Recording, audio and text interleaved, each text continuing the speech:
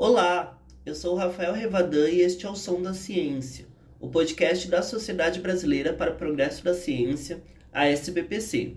Agora em 2023, a SBPC completou 75 anos e, para comemorar, estamos fazendo uma temporada especial do podcast resgatando a sua história. Um dos desafios mais recentes, não só da história da SBPC, mas do país e do mundo, foi o enfrentamento da pandemia de Covid-19. E assim como em diversos setores, a atuação da SBPC também foi afetada. Secretária da entidade, a professora Fernanda Sobral esteve na diretoria da SBPC durante 4 anos, de 2019 a 2023, e viveu toda a mobilização científica no período da pandemia. Quando foi decretada a pandemia, eu estava na SBPC. Aí em São Paulo, nós todos estávamos, porque tinha uma reunião da diretoria, uma reunião com todas as sociedades científicas, e eu teria, no outro dia, uma terceira reunião com o grupo da Ciência e Cultura. E essa eu já cancelei, que foi quando teve a primeira morte. Vim embora de São Paulo para Brasília, e aí eu me tranquei, né?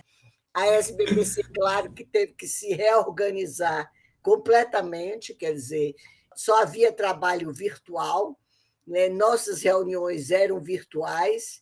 Nós demos conta, por conta dos avanços justamente da tecnologia, que nos permitiram, né, de uma certa forma, continuar bem ativos, apesar de não estarmos presentes fisicamente. Apesar de todos estarem virtualmente, não dava para parar com as pressões políticas, principalmente com a gestão que ocupava o país.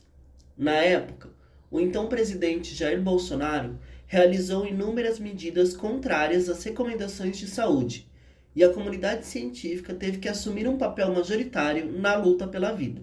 Nós tivemos uma participação ativa no movimento Pacto pela Vida, né, e pelo Brasil, na criação da Frente pela Vida e na construção da campanha Brasil pela Democracia e pela Vida.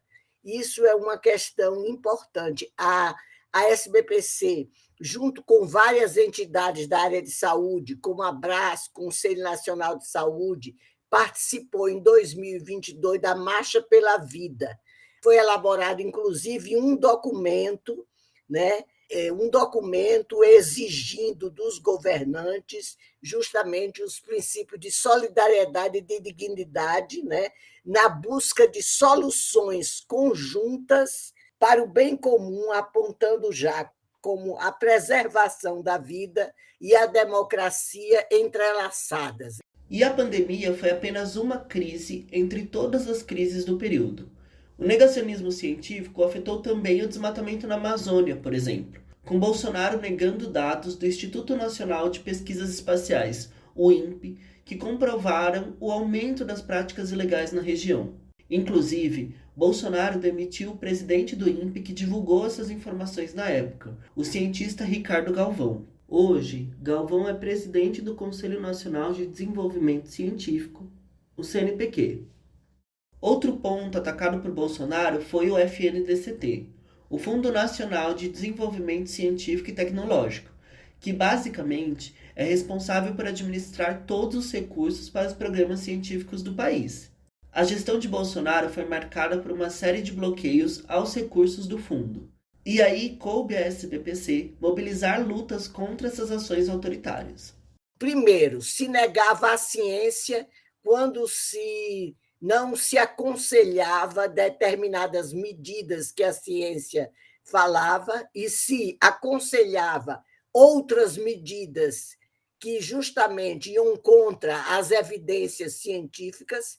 Além disso, foi uma época que eu acho que o negacionismo estava solto, no sentido da desvalorização da ciência, de restrições orçamentárias à ciência, onde entra toda a questão da luta do FNDCT. Então, o que eu digo é assim, o negacionismo era variado, né? Se negava, por exemplo, as mudanças climáticas, se negava o racismo estrutural, os dados. Então, foram vários negacionismos que nós tivemos que conviver. Na prática, esse é o papel da entidade: mobilizar atores políticos pela defesa de políticas públicas. Hoje nós temos, eu diria que, novos desafios, né? Eu dizia antes que nós estávamos vivendo uma democracia mutilada. Agora eu digo que nós estamos nessa reconstrução da democracia. Temos que pensar na reconstrução do nosso país.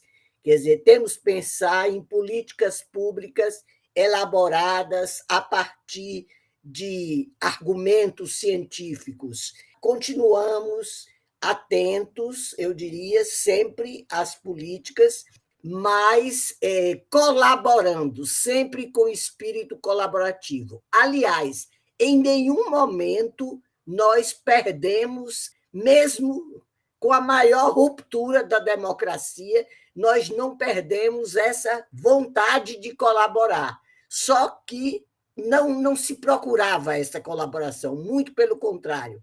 Quando nós dávamos qualquer sugestões, elas eram negadas.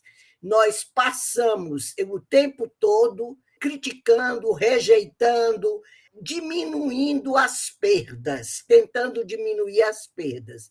Agora, nós estamos apontando caminhos, às vezes fazemos uma crítica ou outra de determinados aspectos, isso é importante, estamos atentos, mas é diferente de ficar o tempo todo questionando, negando as questões que estavam sendo colocadas. Hoje, o Brasil não vive mais sob um governo negacionista, mas isso não significa que a luta da ciência acabou. É o que explica a professora Sobral. Olha, tem um aspecto que eu tenho levantado muito, que eu acho que cada vez mais a política de ciência e tecnologia tem que ouvir as demandas da sociedade. Eu acho que a participação da SBPC vai ser grande agora no CCT, no Conselho de Ciência e Tecnologia, que a SBPC tem assento, também na Conferência Nacional de Ciência, Tecnologia e Inovação, que vai acontecer, como também está sendo discutido a Conferência Nacional de Educação. A SBPC vai ter um papel também importante, inclusive na discussão do ensino médio, da reforma do ensino médio e outras pautas, como também pautas referentes aos direitos humanos, que a SBPC também tem sempre se pronunciado, como, por exemplo, a questão do marco temporal das terras indígenas. Então, eu acho que a SBPC tem assento em vários conselhos, por exemplo, tem o Conselho Deliberativo do FNDCT, ou seja, uma luta nossa antiga que se aumente a proporção de recursos não reembolsáveis. Essa é uma questão que está na pauta, e eu sei que a SBPC vai continuar defendendo uma maior proporção para esses recursos não reembolsáveis. Eu acho que é muito importante, eu tenho falado muito, é muito importante a gente divulgar para a sociedade os resultados da ciência, mas também escutar um pouco as demandas da sociedade. O podcast Som da Ciência é uma produção da equipe de comunicação da SBPC e está nas principais plataformas agregadoras de podcast. Ouça, compartilhe e assine o feed para receber todos os novos episódios. Até a próxima!